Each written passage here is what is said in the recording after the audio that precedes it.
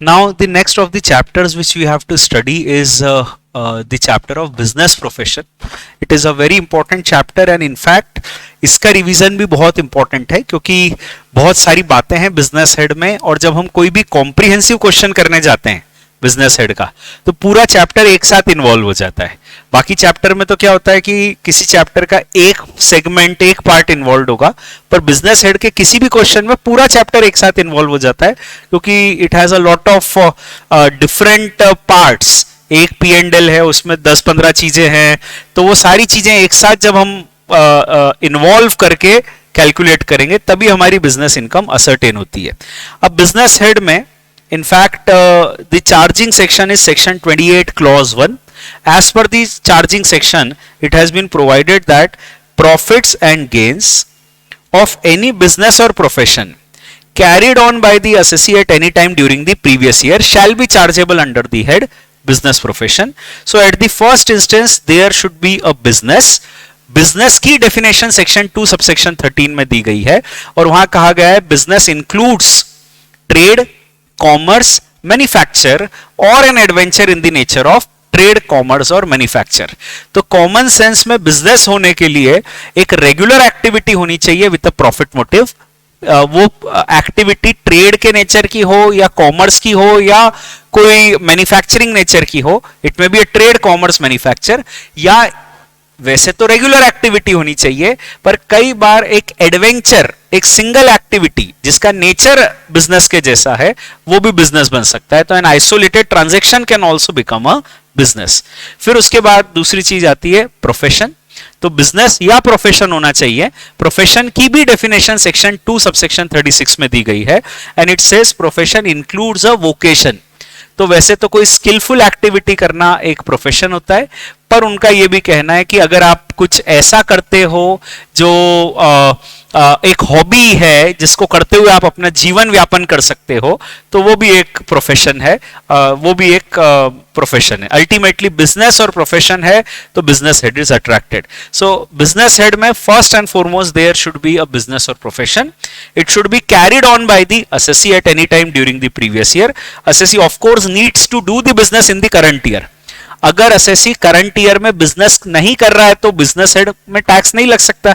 So the second condition which is an obvious condition is that the business और profession is carried on by the assessee during the previous year. And the third and the last condition is that business और profession should result in profits and gains. तो अभी देखिए business profession होने के लिए profits and gains होने चाहिए। Profits and gains मतलब होता है इनकम होनी चाहिए, प्रॉफिट होना चाहिए। प्रॉफिट मतलब नेट प्रॉफिट, ठीक है, तो खर्चे माइनस करने के बाद। प्रॉफिट मतलब रेवेन्यू प्रॉफिट, ठीक है, रेवेन्यू रिसिट्स पे टैक्स लगता है। तो अभी जो हम बात कर रहे हैं वो है प्रॉफिट मतलब रेवेन्यू प्रॉफिट, प्रॉफिट मतलब रियल इनकम। नोशनल इनकम पे टैक्स नहीं लगता है, हमको पता है। तो यहां जो हम बात कर रहे हैं it should be a real income. Business head में टैक्स होने के लिए it should be a real income, it should be a revenue receipt, it should be net income after expenses and losses, and lastly profit includes losses। तो मान लो अगर आपका खर्चे minus करने के बाद जो नेट फिगर आता है वो नेगेटिव आ जाता है, लॉस आ जाता है, तो वो जो लॉस है वो प्रॉफिट से सेट ऑफ कर सकते हो। That is the proposition. I hope you are aware of it कि लॉसेस जो होते हैं उसका आपको बेनिफिट सेट ऑफ के रूप में मिल जाता है। तो अगर लॉस भी हो जाता है तो आप उसको प्रॉफिट से सेट ऑफ कर सकते हो। तो ये चार चीजें दी गई है that there should be profits and gains which जो इनकम का नेचर है कि रेवेन्यू रिसीट होना चाहिए, रियल इनकम होना चाहिए, नेट इनकम पे टैक्स लगे और लॉसेस हो तो भी सेट ऑफ मिलेगा। वही सारी बातें यहां लिखी गई है। उसके अलावा यह कहा गया है कि अगर हमको सब्सिडी मिलती है तो सब्सिडी भी इनकम मान ली जाएगी, भले ही वो किसी भी अकाउंट पे सब्सिडी हो, रेवेन्यू अकाउंट पे हो, कैपिटल अकाउंट पे हो, any subsidy is taxable. That is a simple proposition. पर अगर वो सेंट्रल गवर्नमेंट के द्वारा किसी गवर्नमेंट कॉरपोरेशन को कॉर्पस के रूप में सब्सिडी दी जा रही है, मान लो सेंट्रल गवर्नमेंट कॉरपोरेशन ने शिपिंग कॉरपोरेशन ऑफ इंडिया को या स्टील कॉरपोरेशन ऑफ इंडिया को सब्सिडी दी, तो अगर सेंट्रल गवर्नमेंट का कोई कॉरपोरेशन को सब्सिडी मिलती है या स्टेट गवर्नमेंट के कोई कॉरपोरेशन को सब्सिडी मिलती है फ्रॉम द सेंट्रल गवर्नमेंट और द स्टेट गवर्नमेंट, तो वो सब्सिडी एग्जम्प्ट है। That is the proposition. और अगर कोई सब्सिडी असेट की कॉस्ट के लिए दी गई है तो हम क्या करते हैं कि उसको असेट की कॉस्ट में से माइनस कर देते हैं। मान लो मैंने एक असेट खरीदा 1 करोड़ का, उस असेट को खरीदने के लिए 30 लाख रुपए की सब्सिडी मिली, तो मेरी असेट की कॉस्ट हो जाएगी 70 लाख, क्योंकि मेरी जेब से तो 70 लाख ही गए, तो मेरे को डिप्रिसिएशन 70 लाख पे ही मिलेगा। ये 30 लाख को मेरी इनकम नहीं माना जाएगा, क्योंकि ऑलरेडी डिप्रिसिएशन कम अमाउंट पे मिल गया ना। तो बेसिकली 2 तरह की सब्सिडी हो गई प्रैक्टिकल लाइफ में। वो सब्सिडी जो असेट की कॉस्ट के लिए है, वो सब्सिडी को असेट की कॉस्ट में से माइनस कर देंगे, एंड ऑल अदर सब्सिडीज को हम अलग से इनकम मानते हुए टैक्स कर देंगे। तो in the practical life this is the proposition. अब उसके बाद अगली चीज आती है बिजनेस हेड में। एक छोटी सी बात है, आपको पता होगी कि you have a choice, you can follow cash system और मर्केंटाइल सिस्टम ऑफ अकाउंटिंग। तो आपको चॉइस है, आप या तो रिसिट्स को अकाउंट फॉर करो रिसिट बेसिस पर और खर्चे अकाउंट फॉर करो पेमेंट बेसिस पर, that is the cash system, या फिर मर्केंटाइल सिस्टम की इनकम को अकाउंट फॉर करो ऑन अक्रूवल बेसिस और खर्चों को अकाउंट फॉर करो on accrual basis. So that is the mercantile system. So you have a choice, this choice is for each business separately. तो अगर SSC एक से ज्यादा बिजनेस कर रहा है तो हर बिजनेस के लिए एसएससी को चॉइस है कि वो एक पर्टिकुलर बिजनेस में कैश सिस्टम फॉलो कर सकता है, दूसरे बिजनेस में मर्केंटाइल सिस्टम फॉलो कर सकता है। He has a choice, he can follow the system for each business separately, ठीक है। एंड अगर आप कैश सिस्टम फॉलो कर रहे हो तो पेड शब्द का मतलब होगा जब आपने पे कर दिया, और मर्केंटाइल सिस्टम फॉलो कर रहे हो तो पेड शब्द का मतलब होगा अक्रूवल। तो जब अक्रू हो गया तब अपन कह देंगे वो पेड हो गया। ऐसा मर्केंटाइल सिस्टम में, ऐसा लॉ में डिफाइन किया है। तीसरी एक जनरल बात ये आती है बिजनेस हेड के बारे में कि you have 3 golden rules. Wherever there is a conflict between the act and the accounts, so what will prevail is the act. तो एक्ट, इनकम टैक्स एक्ट और अकाउंटिंग प्रिंसिपल्स में अगर conflict होगा तो इनकम टैक्स एक्ट प्रिवेल करेगी, ठीक है। And in fact जहां पर एक्ट में प्रोविजन है वहां एक्ट के हिसाब से हम बिजनेस इनकम कैलकुलेट करेंगे। जहां एक्ट साइलेंट हो जाएगी, एक्ट में उसके बारे में प्रोविजन नहीं है, तो हम अप्लाई करेंगे आईसीडीएस, ठीक है, income computation and disclosure standards. ये अपने कोर्स में नहीं है, पर हाँ ये अडॉप्ट किए जाते हैं। जहां पे इनकम टैक्स एक्ट साइलेंट है वहां पर आईसीडीएस को अडॉप्ट करके इनकम कैलकुलेट की जाती है। एंड फाइनली जहां आईसीडीएस भी साइलेंट है वहां पर हम अडॉप्ट करते हैं the accounting standards and accounting principles. So income calculation के लिए एक हायरार्की है। सबसे पहले एक्ट के प्रोविजंस फॉलो करो, एक्ट साइलेंट है तो आईसीडीएस अडॉप्ट करो, आईसीडीएस भी साइलेंट है तो finally accounting principles shall be adopted for computation of income. फिर एक पॉइंट ये आता है कि income of 1 year can not be taxed in another year. आपने शायद शुरू में कभी इनकम टैक्स में पढ़ा हो that every year is a different unit of taxation, and that is the same proposition, that is the every year is a different unit of taxation, so income of 1 year cannot be taxed in another year, that is the point which is there। और फिर ये भी एक दिया हुआ है कि अगर इनकम टैक्स एक्ट के हिसाब से कोई इनकम टैक्सेबल है, भले उसे बुक्स में नहीं रिकॉर्ड किया गया तो भी टैक्स लगेगा। इनकम टैक्स एक्ट के हिसाब से अगर कोई खर्चा अलावेबल है, भले ही उसे बुक्स में नहीं रिकॉर्ड किया गया तो भी वो अलाउड है, या बुक्स में रिकॉर्ड कर देने भर से कोई इनकम टैक्सेबल नहीं हो जाएगी या खर्चा अलाउड नहीं हो जाएगा। Books of accounts are not relevant for computation of income. Merely books में डेबिट कर देने से या क्रेडिट कर देने से न तो इनकम टैक्सेबल होगी न खर्चा अलाउ होगा। रियल इनकम थ्योरी पर इनकम टैक्सेबल होगी। सच में कमाया तो टैक्स लगेगा, सच में खर्चा किया तो अलाउ होगा। So that is the real income theory. तो ये 3 गोल्डन रूल्स हैं जो मैंने आपको बताया। एक तो हायरार्की, सबसे पहले एक्ट प्रिवेल करेगी, फिर आईसीडीएस और फिर अकाउंटिंग प्रिंसिपल्स। दूसरी चीज आती है that is every year is a different unit of taxation, so income of 1 year can not be taxed in another year, expenditure of 1 year can not be allowed in another year. और तीसरी चीज आती है कि entries in the books are of accounts are not conclusive. तो books में entry कर देने से कोई खर्चा अलाउ नहीं हो जाएगा, या बुक्स में एंट्री नहीं करने से कोई खर्चा इनकम टैक्सेबल नहीं हो जाएगी। तो बुक्स से कोई मतलब नहीं है। रियल इनकम थ्योरी पर अगर वो टैक्सेबल है तो टैक्सेबल है, अलावेबल है तो अलावेबल है। अब उसके बाद अगली चीज आती है business expenditure versus business loss. तो बिजनेस में होने वाले खर्चे तो अलावेबल है ही, पर अगर बिजनेस में लॉस हो जाता है, loss by fire, loss by theft, वो सब चीजें जो आप अकाउंट्स में कई बार करते हो कि accountant is absconding with the cash, या ऑफिस में बर्गलरी हो गई, या वो सब चीजें जो है, तो any type of these losses, loss by fire, loss by accident, loss by whatever, ये सब लॉसेस जो हो जाते हैं ये सब भी बिजनेस हेड में अलावेबल है। सुप्रीम कोर्ट के लैंडमार्क कई सारे जजमेंट्स है जिसमें कहा गया कि बिजनेस में होने वाले लॉसेस अलावेबल है, पर बिजनेस में होने वाले लॉसेस को क्लेम करने के लिए you have to fulfil 3 conditions, that it should be a real loss, सच में लॉस होना चाहिए, केवल ऐसा नहीं होना चाहिए कि लॉस हो सकता था, सच में लॉस होना चाहिए, it should be a real loss, it should be a revenue loss. Loss capital account का नहीं होना चाहिए, मशीन वगैरह नहीं जलनी चाहिए, मतलब अगर आग लग गई और मशीन जल गई तो इट्स अ कैपिटल लॉस। हम जो लॉसेस की यहां बात कर रहे हैं, it is a revenue loss, it is a real loss, it is a revenue loss and it is incidental to the business. अगर ये तीनों कंडीशन फुलफिल हो जाती है, it's a real loss, revenue loss and incidental to business, then it is allowable. तो business से होने वाले ये जो लॉसेस है ये अलावेबल है if it is a real loss, if it is a revenue loss and if it is incidental to your business. So that is the proposition, business में होने वाले losses हमें allow हो जाएंगे। business expenditure allow नहीं होगा पर business losses allow। business expenditure तो मतलब अलग से allow नहीं होगा, वो वैसे ही allowable है, law में दिया हुआ है, losses allowable है, ऐसा law में नहीं दिया है फिर भी वो allow हो जाएंगे। So that is something which is there। अब बिजनेस में कौन कौन से खर्चे अलाउ होते हैं, तो देखो प्रायोरिटी 1 पर अगर हम बिजनेस में देखें तो कौन कौन से एक्सपेंडिचर अलाउ होते हैं, तो उसमें जो भी रेवेन्यू एक्सपेंसेस है वो सब हमको अलावेबल है, और जो कैपिटल एक्सपेंडिचर है उस पर डिप्रिसिएशन अलावेबल है, प्लस कैपिटल एक्सपेंडिचर में रेंट, रिपेयर्स, इंश्योरेंस और टैक्स भी अलाउड है। तो जो भी बिल्डिंग, प्लांट, मशीनरी, फर्नीचर वगैरह हम बिजनेस में यूज कर रहे हैं उसके संबंध में रेंट, रेवेन्यू, इंश्योरेंस, टैक्स जो कि रेवेन्यू एक्सपेंडिचर है वो अलाउेबल है। तो पहले तो उन्होंने लॉ में एकदम फालतू के 2 सेक्शन लिख दिए 30 एंड 31, जो टू माय अंडरस्टैंडिंग ऑलरेडी मर्ज हो जाते हैं इनटू सेक्शन 37।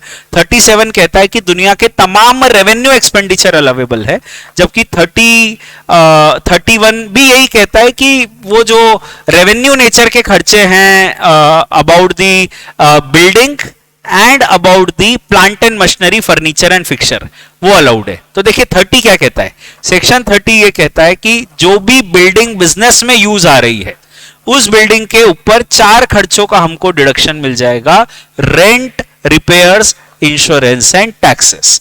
जो बिल्डिंग बिजनेस में यूज आ रही है उसमें ये 4 खर्चों का डिडक्शन हमको मिल जाएगा, rent, repair, insurance and taxes. And most importantly the expenditure of repair should be a revenue repairs, it should not be a capital repair. और जो furniture, fixer, plant and machinery business में use आ रहा है उसके संबंध में हमें 2 खर्चों का डिडक्शन मिल जाएगा, रिपेयर एंड इंश्योरेंस। ठीक है, बाकी मतलब रेंट और टैक्स का डिडक्शन हमको 37 में मिल सकता है, ये अपन मतलब इसके लिए चिंता मत करना, ऐसा मत सोचना कि प्लांट एंड मशीनरी में रेंट का डिडक्शन नहीं मिलेगा, मिल जाएगा 37 में। 37 में दुनिया के तमाम खर्चे अलाउेबल होते हैं जो रेवेन्यू नेचर के होते हैं। तो 30, 31 to my understanding is not that important section, they are useless in the sense. अपना मेन डिस्कशन बिजनेस हेड का चालू होता है विद सेक्शन 32। अब सेक्शन 32 जो है वो बात करता है डिप्रिसिएशन की। बिजनेस में हमें डिप्रिसिएशन का डिडक्शन मिलेगा। डिप्रिसिएशन का डिडक्शन कब मिलेगा, तो डिप्रिसिएशन का डिडक्शन मिलने के लिए 2 कंडीशन दी गई हैं। Condition number 1, asset should be owned by the assessee, and condition number 2, asset should be used for the purpose of business or profession carried on by the assessee. Now the first condition is depreciation claim करने के लिए that the asset should be owned by the assessee. Ownership से हमारा मतलब है beneficial ownership. अगर asset मेरी ownership में है, मेरी beneficial ownership में है, तो मुझे डिप्रिसिएशन का डिडक्शन मिल जाएगा। So first and foremost asset should be under my beneficial ownership, it should be owned by the assessee. And the second condition comes out is it should be used for the purpose of business profession carried on by the assessee. अब use for the purpose of business profession carried on by the assessee में छोटी छोटी 3-4 बातें हैं। एक तो ये बात है कि मुझे डिप्रिसिएशन मिलना चालू कब से होगा, जब वो असेट का मैंने एक्चुअली पुट टू यूज किया तब से होगा, या जिस दिन से असेट रेडी टू यूज हो गया उस दिन से डिप्रिसिएशन मिलेगा। इनकम टैक्स में हम लोग कहते हैं कि पैसिव यूज पर भी डिप्रिसिएशन मिल जाएगा या एक्टिव यूज करना पड़ेगा, ठीक है। तो कोर्ट्स ने कहा प्रीडोमिनेंटली कि आपको डिप्रिसिएशन मिलेगा from the date the asset is passively used. तो अगर मैंने असेट प्लांट एंड मशीनरी खरीद ली, इंस्टॉल कर ली, it is now ready to use, उससे भले ही एक्चुअल प्रोडक्शन नहीं हुआ हो तो भी मुझे डिप्रिसिएशन मिल जाएगा। आपको पता होगा, अकाउंट्स की भाषा में मैं कह रहा हूं कि देखिए डिप्रिसिएशन मिलने का एक रीजन होता है efflux of time, technological obsolescence etcetera. तो अभी मैंने मशीन खरीद ली, रेडी टू यूज हो गई, अब वो जब मशीन रेडी टू यूज हुई तब से ऑब्सोलेट होना तो चालू हो गई, भले ही उसको यूज नहीं कर रहा हूं मैं, तो मुझे तब भी डिप्रिसिएशन मिल जाएगा जब वो रेडी टू यूज थी। दूसरी चीज आती है कि डिप्रिसिएशन क्लेम करने के लिए ऐसा जरूरी नहीं है कि the asset should be used for the full year, even if the asset is used for the part of the year, still you will get depreciation. First year में ऐसा होता है कि अगर वो मोर देन 182 डेज यूज हुई, more than 180 days use हुई, तो आपको साल भर का डिप्रिसिएशन मिलेगा, और अगर वो लेस देन 180 डेज यूज हुई तो आपको हाफ ईयर का डिप्रिसिएशन मिलेगा। This is only for the first year. जिस साल हमने मशीन को खरीद के रेडी टू यूज किया, उस साल फर्स्ट ईयर में ये बात आएगी कि अगर लेस देन 180 डेज है तो फुल की जगह आधा मिलेगा। बाकी अदरवाइज अपना इनकम टैक्स में गोल्डन रूल है जो मैं आपको बता देता हूं कि अगर असेट ईयर एंड पर ब्लॉक में मौजूद है, असेट ईयर एंड पर ब्लॉक में मौजूद है तो हमें फुल ईयर का डिप्रिसिएशन मिलेगा, और ईयर एंड पर अगर ब्लॉक में मौजूद नहीं है तो हमें एक भी दिन का डिप्रिसिएशन नहीं मिलेगा। तो मान लो इस साल हमने असेट खरीदा और कुछ 200-250 दिन ही यूज किया, ईयर एंड पर वो ब्लॉक में मौजूद है, पूरे साल का डिप्रिसिएशन मिल जाएगा। और इस साल अपन ने मान लो असेट को बेच दिया, 200-300 दिन यूज किया, फिर असेट को बेच दिया, पर ईयर एंड पर अब वो ब्लॉक में मौजूद नहीं है तो हमें एक भी दिन का डिप्रिसिएशन नहीं मिलेगा। आवर थंब रूल इज, क्या वो असेट ईयर एंड पर ब्लॉक में मौजूद है तो फुल ईयर का डिप्रिसिएशन मिलेगा, नहीं है तो फिर डिप्रिसिएशन नहीं मिलेगा। पर ये लेस देन 180 डेज का एक क्लॉज जो है, जो फर्स्ट ईयर के लिए है, ये एक तरह का एक्सेप्शन है, और ये एक्सेप्शन ये है कि in the first year of the use of the asset, अगर वो लेस देन 180 डेज यूज हुआ है तो उस असेट पर फुल की जगह हाफ डिप्रिसिएशन मिलता है। ये लिखा हुआ है कि इंडिविजुअल असेट का इनकम टैक्स में रेलेवेंस नहीं होता है। Once the asset is purchased it merges into the block, और जैसे ही वो ब्लॉक में मर्ज होता है अब उसका इंडिपेंडेंट एग्जिस्टेंस खत्म हो जाता है। अब अगर वो इंडिविजुअल असेट यूज नहीं हो पा रहा है पर ब्लॉक में से कुछ असेट्स यूज हो पा रहे हैं तो भी पूरे ब्लॉक पे डिप्रिसिएशन मिल जाएगा। तो उनका ये कहना है कि देखो इंडिविजुअल असेट की आइडेंटिटी खत्म हो जाती है, इनकम टैक्स में you don't have a asset concept, you have a block concept. पूरे ब्लॉक में से अगर कुछ असेट्स यूजेबल है तो भी पूरे ब्लॉक पे डिप्रिसिएशन मिल जाता है। अब दूसरी चीज आती है, देखो डिप्रिसिएशन लेने की दो कंडीशन, पहली कंडीशन है that the asset should be owned by the assessee, और दूसरी कंडीशन है asset should be used by the assessee for the purpose of business and profession carried on by the assessee. अगर asset SSC के द्वारा owned है and SSC is using it for business profession तो SSC को depreciation मिलेगा। अब depreciation कैसे मिलेगा, उसका कंप्यूटेशन, तो उसमें पहली चीज आती है मेथड ऑफ डिप्रिसिएशन। तो मेथड ऑफ डिप्रिसिएशन जो दिया गया है वो है WDV। In income tax we adopt WDV method of depreciation as such. We don't follow SLM. SLM method सिर्फ पावर जनरेशन बिजनेस में है, वो भी ऑप्शनली। तो generally we follow WDV method of depreciation in the income tax. WDV method आपको पता है कि रिड्यूसिंग बैलेंस पे डिप्रिसिएशन मिलता है, SLM मेथड पावर जनरेशन के लिए। अभी WDV की बात कर रहा हूं, पूरा इनकम टैक्स WDV पे चलता है। तो WDV मेथड में एक फंडामेंटल प्रिंसिपल है block of assets concept. As I said it कि इनकम टैक्स में इंडिविजुअल असेट्स का अस्तित्व नहीं होता है, हम असेट्स का ग्रुप बनाते हैं, पूल बनाते हैं, ब्लॉक बनाते हैं। तो ब्लॉक में असेट्स को मर्ज कर देते हैं, और होता यह है कि जो असेट्स का टाइप एंड रेट सेम है वो एक ही ब्लॉक में आते हैं। अगर असेट का टाइप अलग है तो अलग ब्लॉक बनेंगे, या रेट अलग है तो अलग ब्लॉक बनेंगे। तो उनने क्या किया कि असेट्स को क्लासिफाई कर दिया, मर्ज कर दिया।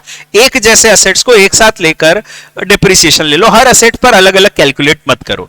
तो अगर असेट का टाइप एंड रेट सेम है तो असेट एक ही ब्लॉक में आएंगे, पर अगर टाइप अलग है या रेट अलग है तो अलग अलग ब्लॉक में जाएंगे। ठीक है, अब हर ब्लॉक की हमको निकालनी पड़ती है WDV। WDV निकालने का फॉर्मूला है ओपनिंग WDV ऐड एडिशंस, तो जो भी असेट नए खरीदे उनको ऐड कर देंगे, उनकी एक्चुअल कॉस्ट को ऐड कर देंगे, और जो भी असेट बेचे उनकी सेल प्रोसीड्स को माइनस कर देंगे। एक इंपॉर्टेंट चीज ये है कि हम असेट की सेल प्रोसीड्स को माइनस करते हैं, ऐसा नहीं करते हैं कि उसकी WDV निकाल लेते हैं असेट की और उतना माइनस करेंगे और बचा हुआ P&L में ले जाएंगे, वो सब अकाउंट्स में करते होंगे।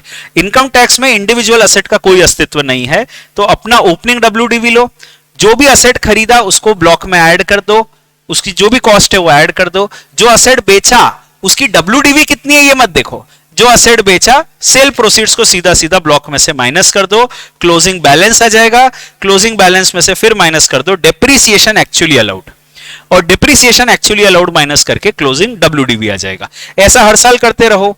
हमें ये याद रखना है कि ब्लॉक में जो क्लोजिंग बैलेंस है जिस पे हम डेप्रिसिएशन देंगे, तो नंबर ऑफ असेट भी पॉजिटिव होने चाहिए और बैलेंस भी पॉजिटिव होना चाहिए। तो साल के शुरू में कुछ असेट्स थे, हमने कुछ असेट्स खरीदे, पहले परचेस को ऐड करो, फिर जो असेट्स बेचे उनकी सेल प्राइस को माइनस करो। अब हमारे पास अगर ब्लॉक में नंबर भी पॉजिटिव है और अमाउंट भी पॉजिटिव है तो डिप्रिसिएशन दे देंगे, पर नंबर ऑफ असेट्स से पॉजिटिव बच गए पर अमाउंट जो है वो नेगेटिव आ गया, या नंबर जीरो हो गए और अमाउंट नेगेटिव आ गया। अगर अमाउंट नेगेटिव आ जाता है तो इट्स अ प्रॉफिट, मेरा असेट का जो ब्लॉक था उससे ज्यादा में मैंने असेट को बेच दिया। तो अगर अमाउंट जो है वो नेगेटिव आ जाता है तो it's a profit which is going to the head capital gain and it is always regarded as short term capital gain. तो अगर अब मेरे ब्लॉक में नंबर ऑफ असेट्स बच भी गए पर अगर अमाउंट नेगेटिव आ गया, अगर अमाउंट नेगेटिव आ गया तो it's a short term capital gain और डेप्रिसिएशन नहीं मिलेगा। और अगर ब्लॉक में नंबर ऑफ असेट जीरो हो गए एंड पॉजिटिव बैलेंस बच गया, अगर बैलेंस पॉजिटिव बच गया पर असेट खत्म हो गए, असेट खत्म हो गए तो अभी डेप्रिसिएशन तो नहीं मिलेगा and it will result in a short term capital loss. जो भी पॉजिटिव बैलेंस बच गया, अब असेट बचे ही नहीं तो डेप्रिसिएशन किस पे दूं, तो जो भी अब बच गया वो लॉस है and it goes to the head capital gains regarded as short term capital loss. It can never be long term, है ना। ऐसा सेक्शन है एक सेक्शन 50 जिसमें ये प्रपोजिशन दिया हुआ है कि अगर असेट मतलब नंबर ऑफ असेट अगर बचे भी हों पर बैलेंस नेगेटिव है तो it is a short term capital gain, या अगर नंबर ऑफ असेट जीरो हो गए with a positive balance so it's a short term capital loss. So that is the preposition, I hope you must be aware of. ठीक है, अब देखिए what are the type of assets and what are the rates of depreciation, क्योंकि block बनते हैं type of assets and rates of depreciation पे। तो what are the type of assets and what are the rate of depreciation? तो tangible में 3 assets होते हैं, building, plant and machinery, furniture and fixture, और इंटेंजिबल में 7 कैटेगरी ऑफ इंटेंजिबल होते हैं, उनकी बात करते हैं। अब देखिए बिल्डिंग, बिल्डिंग में जनरली रेट ऑफ डेप्रिसिएशन होता है 10%, पर अगर वो building is used for residence, तो मान लो कंपनी का कोई गेस्ट हाउस है या सर्वेंट क्वार्टर है which is used for residence, तो उसके केस में रेट ऑफ डेप्रिसिएशन 5% रहेगा, जनरली 10, पर in the case of building used for residence 5%। Plant and machinery का जनरली रेट रहता है 15%। प्लांट एंड मशीनरी में सब कुछ आ जाता है, जो बिल्डिंग है वो बिल्डिंग है, जो फर्नीचर है वो फर्नीचर है, उसके अलावा सब कुछ प्लांट एंड मशीनरी हो जाता है। प्लांट एंड मशीनरी का जनरली रेट होता है 15%। मोटर कार का रेट होता है 15%। Motor car if it is used for hiring business तो रेट होता है 30%। मोटर कार अगर अपन ने 23 अगस्त 19 से 31 मार्च 20 के बीच में खरीदी है तो रेट होता है 30%। तो नॉर्मली 15, पर अगर इन डेट्स के बीच में खरीदी है 23 अगस्त 19 से 31 मार्च 20 के बीच में तो रेट होता है 30%। और कंप्यूटर का रेट होता है 40%। बुक्स ऑफ अ प्रोफेशनल का रेट होता है 40%। विंडमिल का रेट होता है 40%। उसके अलावा ठीक है, ये लिखा हुआ है मोटर कार इन डेट्स के बीच में खरीदा तो 30%। Commercial motor vehicle in dates के बीच में खरीदा तो 45%।